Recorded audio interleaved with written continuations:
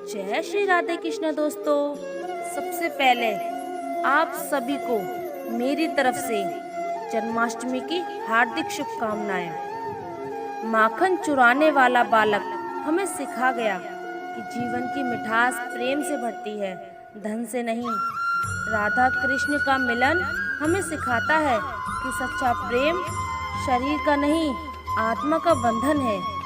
कृष्ण की बांसुरी कहती है, अहंकार छोड़ो, प्रेम अपनाओ, यही जीवन का सार है। दोस्तों, सनातन धर्म के सभी पावन पर्वों में श्री कृष्ण जन्माष्टमी का स्थान अत्यंत विशेष है। यह एक अद्भुत और मंगलमय रात्रि है जब द्वापर युग के अंत में स्वयं भगवान विष्णु ने श्री कृष्ण के रूप में धरती पर अवतार लिया था, ताकि धर्म की रक्षा हो, अधर्म का विनाश हो और संसार में प्रेम, करुणा तथा न्याय की स्थापना हो। इस दिन केवल पूजा पाठ ही नहीं, बल्कि पूरे वातावरण में भक्ति की ऐसी गंगा बहती है कि मन, तन और घर तीनों पवित्र हो जाते हैं। कहते हैं, जब जब जन्माष्टमी आती है तो ये केवल एक उत्सव नहीं, बल्कि ईश्वर का वह दिव्य निमंत्रण है जिसमें वे स्वयं अपने भक्तों के द्वार पर आकर कृपा बरसाते हैं।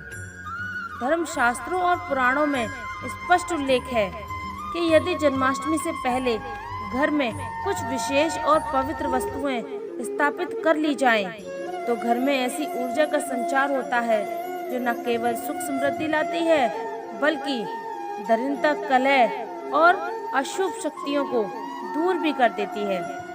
ये वस्तुएं केवल सजावट की चीजें नहीं होती, बल्कि भगवान की उपस्थिति का प्रतीक होती हैं, जिनके माध्यम से श्री कृष्ण स्वयं आपके घर में वास करते हैं। जैसे द्वारका में श्री कृष्ण के चरण पड़ते ही पूरा नगर खुशहाल और आनंद से भर जाता है, वैसे ही इन पवित्र वस्तुओं को घर में लाने से आपके जीवन में सौभाग्य, प्रेम और शांति का प्रवाह होने लगता है। आगे बढ़ने से पहले आपसे सच्चे हृदय से विनम्र निवेदन है और आत्मा से इस वीडियो को सुनिए।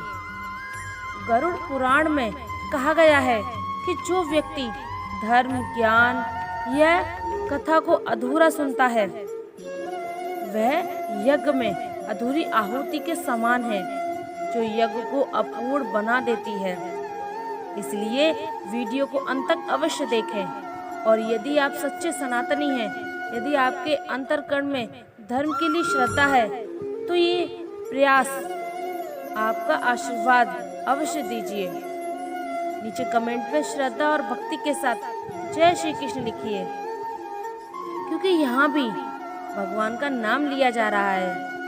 वहीं से भाग्य, धर्म और आत्मा की यात्रा प्रारंभ होती है। तो आइए अब हम आरंभ करते हैं आज की ये विश्लेषण, दुर्लभ और आत्मा को झकझोर देने वाली कथा। ये केवल एक कथा नहीं, बल्कि जीवन का आईना है, जिसमें आप अपने कर्मों का प्रतिबिंब देख पाएंगे। हो सकता है इस कथा का कोई एक शब्द, कोई एक प्रसंग आपके जीवन की दिशा बदल दे, आपको पाप से बचा ले और आपको उस अंधकार से निकाल दे जिसमें अनजाने में आप भी फंस सकते हैं। यदि आप एक सच्चे सनातनी हैं, तो ये आपका धर्म भी है कि ऐसे संदेशों को केवल अपने तक सीमित ना रखें, बल्कि उन्हें अधिक से अधिक लोगों तक पहुंचाएं।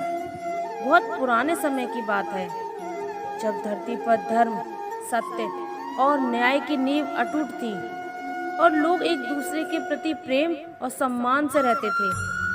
राजपूताना की पावन भूमि पर एक दिव्य राज्य बसा हुआ था। यह राज्य अपनी अपार सुंदरता, समृद्धि और धर्मनिष्ठा के लिए दूर दूर तक विख्यात था। इस पावन राज्य के राजा थे महाराज विक्रमादित्य, दयालु, धर्मप्रिय, न्यायाधीश, वीर और दानवीर। उनका नाम ही लोगों के हृदय में सम्मान और श्रद्धा जगाता था। उनका तेजस्वी चेहरा, करुणा से भरी आंखें और मधुर मुस्कान हर मिलने वाले के मन को शांति और विश्वास से भर देती थी। उनकी ऊंची काया और गरिमामयी चाल मानो स्वयं ईश्वर का प्रतिरूप हो। उनकी वाणी में इतनी मिठास और प्रभाव था कि शत्रु भी उनके सामने सिर झुका दे और मित्र बन जाते। महाराज विक्रमादित्य का जीवन प्रजा के कल्याण के लिए समर्पित था। वह प्रातः और साय गांव-गांव भ्रमण करते, किसानों की फसल का हाल पूछते, व्यापारियों की समस्या सुनते, बच्चों को स्नेह देते और वृद्धों का सम्मान करते। उनके राज में कोई भूखा न सोता था, कोई बेसहारा नहीं रहता था और किसी को न्याय पाने के लिए प्रतीक्षा नहीं करनी पड़ती थी। उनका न्याय इतना विस्तृत और निष्पक्ष होता था कि अन्य राज्य भी उनसे सीखने आते थे। महाराज की महारानी सुमित्रा भी अद्वितीय गुणों से संपन्न थी।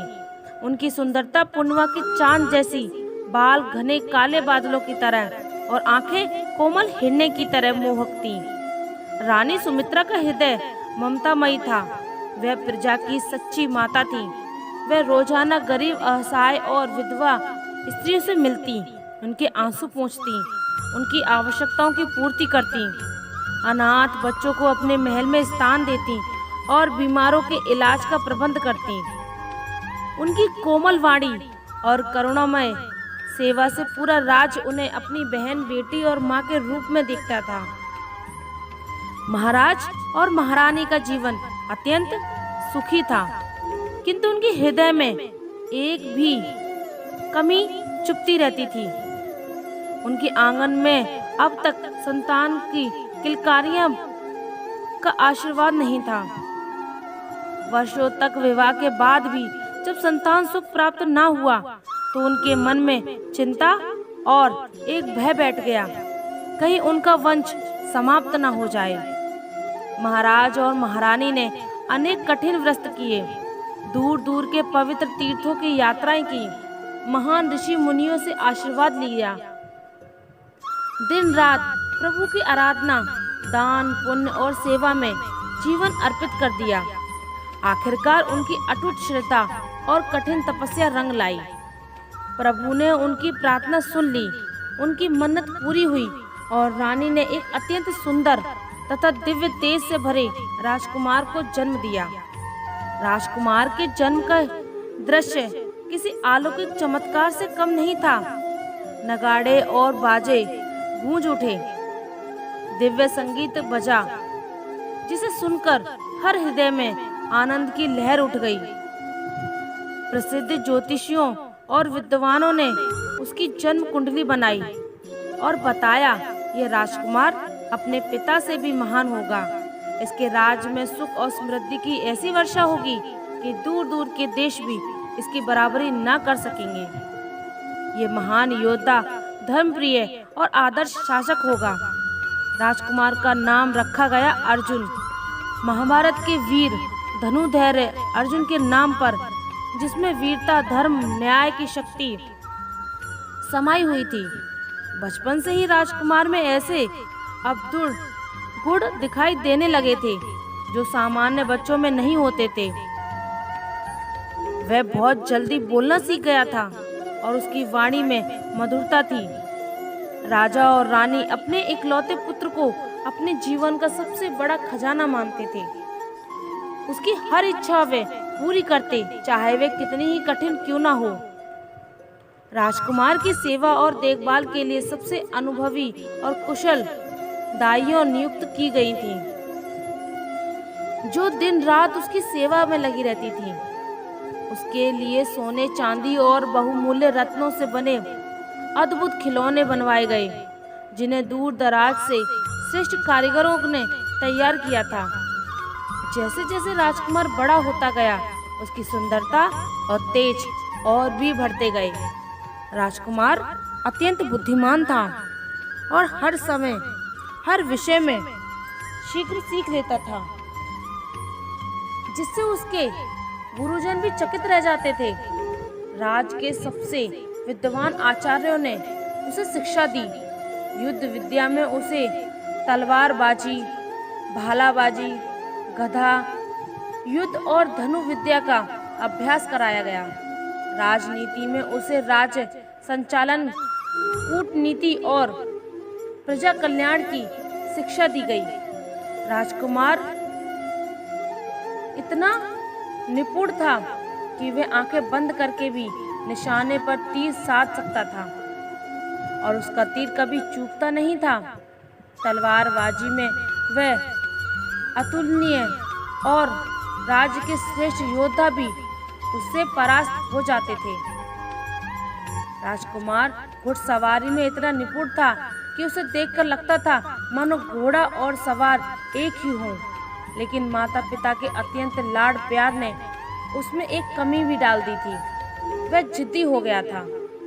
जब भी किसी चीज की जिद करता तो उसे पाकर ही चैन लेता, चाहे वे कितनी भी कठिन या दुर्लभ क्यों ना हो। जब तक उसकी इच्छा पूरी ना होती वह भोजन पानी तक छोड़ देता था। एक बार उसने आकाश में उड़ते हुए एक अद्भुत सुनहरे पक्षी को देखा जिसके पंख सोने जैसे चमक रहे थे और जो बादलों के बीच नाच रहा था। उसे पकड़ने की उसने इतनी जिद की कि राजा को सैकड़ों कुशल शिकारी भेजने पड़े। वह जंगलों, पहाड़ों और दूरदर्श प्रदेशों में गए। प्रसिद्ध जादूगरों की मदद ली, तंत्र मंत्र का सहारा किया गया और महीनों की मेहनत तथा अपार धन खर्च करने के बाद वह पक्षी लाया गया। दूसरी बार उसे समुद्र के मध्य एक टापू पर खिले नीले कमल की मांग की जो केवल पूर्णिमा की रात को खिलता था और जिसकी सुगंध स्वर्ण जैसी थी। राजा ने निडर गोताखोरों को भेजा, विशेष नावें बनवाई गईं और महीनों की खोज के बाद वह कमल लाया गया। तीसरी बार उसे हिमालय की सबसे ऊंची चोटी से एक चमत्कार पत्थर की इच्छा की जो बर्फ के नीचे दबा था। चौथी बार उसने रेगिस्तान के बीच की वह रेत मांगी जो चांदनी रात में चमकती थी। पांचवी बार उसने एक ऐसा फूल चाहा जो केवल ग्रहण के समय खिलता है। हर बार उसकी कठिन से कठिन इच्छा पूरी की जाती और इस तरह उसकी यह प्रवृत्ति और भी दृढ़ हो गई। वह ये मानने लगा कि संसार में कुछ भी असंभव नहीं है। जब राजकुमार अर्जुन 16 वर्ष का हुआ तो उसकी सुंदरता और व्यक्तित्व अद्भुत थे। उसका 6 फुट लंबा कद भीड़ में भी अलग पहचान देता था। उसे शिकार का बड़ा शौक था और वह अपने विश्वास पात्र मित्रों व सैनिकों के साथ दूर के जंगलों में शिकार करने जाता। राजकुमार और उसके घोड़े कालिका की जोड़ी पूरे राज्य में ऐसी मशहूर थी कि लोग श्रद्धा से कहते, ये दोनों तो जैसे एक दूसरे की भाषा बिना बोले ही समझते हैं। एक के इशारे पर दूसरा चल देता है और इनके बीच का प्रेम और समझ मानो जन्म जन्म का हो। एक दिन वसंत ऋतु की शुरुआत थी। राजकुमार अपने 5 प्रिय मित्रों और 10 वफादार सैनिकों के साथ शिकार पर निकला था। तभी उसकी दृष्टि एक अत्यंत सुंदर हिरण पे पड़ी। उसके सींग सोने में चमक रहे थे और आंखें भोलेपन में भरी थीं। वह इतनी तेजी से दौड़ रहा था मानो पंख लगा रखे हों। राजकुमार भी कालिका पर सवार होकर तीर कमान हाथ में लिए उसके पीछे दौड़ पड़ा। राजकुमार भी उसी जोश में उसका पीछा करता रहा। धीरे धीरे उसके मित्र और सैनिक पीछे छूट गए क्योंकि उनके घोड़े कालिका जितने तेज का था। राजकुमार उत्साह और उतना डूबा था कि उसे साथियों का ध्यान ही नहीं रहा और वे बहुत दूर निकल गए। घंटों पूछा और घंटों पीछा करने के बाद जब होश आया तो पाया कि हिरण तो कहीं जंगल में खो गया और वे एक अनजाने स्थान पर आज पहुंचा है। धूप तेज थी, प्यास से गला सूख रहा था। कालिका भी थक चुका था। चारों ओर देखा तो ये जगह उसके राजमहल के आसपास की भूमि से बिल्कुल भिन्न थी। यह छोटे छोटे मिट्टी और छोटे छोटे पुवाल घर के थे। चक्री गलियां थीं जिनमें धूल भरी हुई थी। रस्सियों पर नीले कपड़े हवा में लहरा रहे थे। यह राज के धोबियों का मोहल्ला था। राजकुमार ने सोचा, यही पानी मांग लेता हूँ और कालिका को भी आराम कर दूंगा। तभी उसकी नजर एक घर की छत पर पड़ी। वहां एक युवती अपने लंबे घने बाल सुखा रही थी और धीरे धीरे कंघी कर रही थी। राजकुमार जैसे ही उस युवती को देखता है, उसकी दृष्टि वहीं ठहर जाती है। उसने अपने जीवन में अनेक राजकुमारियां और सुंदर दासियां देखी थी, पर इतनी अद्भुत, दिव्य और स्वाभाविक सुंदरता उसने पहले कभी नहीं देखी। लड़की ने बहुत ही साधारण कपड़े पहने थे, ना कोई गहना, ना कोई श्रृंगार, लेकिन उसकी प्राकृतिक सुंदरता इतनी अद्भुत थी कि राजकुमार और राजमहल के सबसे कीमती वस्त्र और आभूषण भी उसके आगे फीके लगते। उसकी सादगी ही उसकी सबसे बड़ी शोभा थी। राजकुमार घोड़े पर बैठकर उसे देखता रहा। वह भूल गया कि वह कौन है, कहाँ से आया है और ये क्या कर रहा है। उसका हृदय इतनी तेजी से धड़कने लगा। युवती बड़े प्रेम से अपने बाल सुखा रही थी। उसकी दृष्टि नीचे पड़ी, जहाँ राजकुमार घोड़े पर बैठा उसे एकटक देख रहा था। उसकी आंखें उस पर टिकी हुई थीं, मानो हटने का नाम ही ना ले रही हों। युवती ने जब राजकुमार को देखा तो पहले चौंकी, उसकी आंखें फैल गईं। फिर उसने उसके राशि वस्त्र, सुंदर घोड़ा और गरिमामयी व्यक्तिगत को देखा और समझ गई कि यह कोई साधारण व्यक्ति नहीं है। उसने तुरंत दुपट्टा सिर पर डाल लिया ताकि कोई अजनबी उसकी ओर ना देख सके और जल्दी जल्दी छत से नीचे अपने कक्ष में चली गई। राजकुमार मानो किसी गहरे स्वप्न में जागा। उसका ध्यान टूट गया और उसे होश आया कि वह कहाँ है और क्या कर रहा है। वह अब उसी स्थान को देख रहा था जहाँ वह अद्भुत रूप वाली युवती खड़ी थी, परंतु अब वहाँ कोई ना था। तभी घोड़े की टापों की आवाज़ आई और उसके वफादार साथी और सैनिक वहाँ पहुँच गए। वे घंटों जंगल में राजकुमार को खोजते रहे थे, हर गली और हर रास्ता देख डाला था और अत्यंत यहाँ पहुँच चुके थे। राजकुमार, आप यहाँ कैसे? उसके प्रिय मित्र ने हैरानी से पूछा। हम आपको बहुत देर से खोज रहे हैं। वह हिरण कहाँ गया? राजकुमार के मन में वही छवि बसी हुई थी। वह चाहता था कि बस एक बार और उस युवती को देख ले, उससे बात कर ले, उसका नाम जान ले, लेकिन छत पर अब खाली था। साथियों ने उसके चेहरे पर चिंता और बेचैनी देखी तो समझ गए कि उनका मन कहीं और है। चलिए राजकुमार, देर हो गई है, सूरज ढलने वाला है। राजा साहब और रानी साहिबा प्रतीक्षा कर रहे होंगे। दूसरे साथी ने चिंता से कहा। राजकुमार ने अपने मन की दशा छुपाते हुए प्रयास किया और विवश होकर महल की ओर लौट गया, लेकिन उसका मन, उसकी आत्मा और उसके सारे विचार वहीं उस छत पर रह गए थे जहाँ वह दिव्य रूपी युवती अपने केश सुखा रही थी। जन्माष्टमी से पहले आपके घर में अवश्य होनी चाहिए पहली पवित्र वस्तु श्री कृष्ण का झूला और बाल रूप की मूर्ति। जन्माष्टमी की रात्रि को जब रात 12 बजे प्रभु का जन्म होता है, तब उनका झूला सजाकर उसमें बाल गोपाल की मूर्ति को विराजमान करना परम मंगलकारी माना जाता है। हमारे शास्त्र कहते हैं कि जिस घर में झूला झूलता है वहाँ नकारात्मक ऊर्जा निकट नहीं आती है और घर में सदा सुख समृद्धि बनी रहती है। बाल गोपाल की मूर्ति को स्नान कराकर, नए वस्त्र पहनाकर, मोर पंख और बांसुरी से सजाएं। जब आप झूला झुलाएं तो ध्यान रहे कि मन में केवल प्रेम, भक्ति और आनंद हो, क्योंकि यही वे क्षण है जब प्रभु आपके घर में उपस्थित होते हैं। दूसरी पवित्र वस्तु है शुद्ध तुलसी दल और शंख। शास्त्रों में तुलसी को भगवान विष्णु की सबसे प्रिय कहा गया है। बिना तुलसी दल के कोई भी भोग श्री कृष्ण को स्वीकार नहीं होता। जन्माष्टमी से पहले अपने घर में ताजी तुलसी लाएं और पूरे मन से उगाएं। यह सुरक्षित रखें।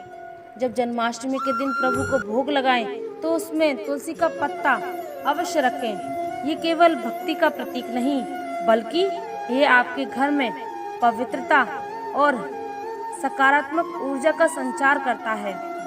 इसी के साथ शंख का होना भी आवश्यक है। शंख को ब्रह्मांड की पवित्र ध्वनि ओम का प्रतीक माना जाता है। शंख की ध्वनि से नकारात्मक शक्तियां दूर हो जाती हैं और वातावरण शुद्ध हो जाता है। जन्माष्टमी की रात्रि को भगवान के जन्म के समय शंख आनंद करने से घर में लक्ष्मी का वास और कलह का नाश होता है। तीसरी और सबसे महत्वपूर्ण वस्तु है माखन, मिश्री और धान्य भंडार। आप सभी जानते हैं कि बाल गोपाल को माखन अत्यंत प्रिय है। द्वापर युग में वे गोपियों के घरों में माखन चुरा कर खाते थे, क्योंकि माखन प्रेम और स्नेह का प्रतीक है। जन्माष्टमी से पहले अपने घर में शुद्ध माखन और मिश्री रखें और जन्म के समय प्रभु को भोग लगाएं। ये केवल एक परंपरा नहीं, बल्कि ये भाव है कि हम प्रभु को वही अर्पित करें जो उन्हें सबसे प्रिय है। इसी के साथ घर में धान्य भंडार रखना, जैसे गेहूं, चावल और दालें, ये संकेत है कि घर में कभी अन्न की कमी न हो। जन्माष्टमी के अवसर पर यह संकल्प लें कि आपके घर में अन्न और जल कभी भूखे के लिए कम ना पड़े। दोस्तों, इन तीनों वस्तुओं का महत्व केवल धार्मिक ही नहीं, बल्कि आध्यात्मिक और ऊर्जामत भी है।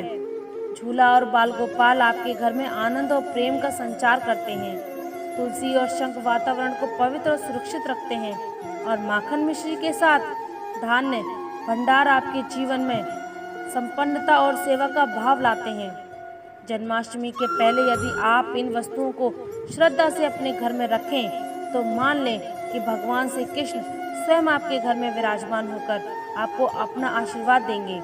तो इस जन्माष्टमी अपने घर में केवल बाहरी सजावट नहीं, बल्कि भीतर से भक्ति, पवित्रता और सेवा भाव से सजाएं। जब झूले में बाल गोपाल विराजेंगे, तुलसी और शंख से वातावरण पवित्र होगा और माखन मिश्री के भोग से घर में प्रेम और आनंद का प्रवाह होगा। तब आपका हर कोना प्रभु की कृपा से भर जाएगा।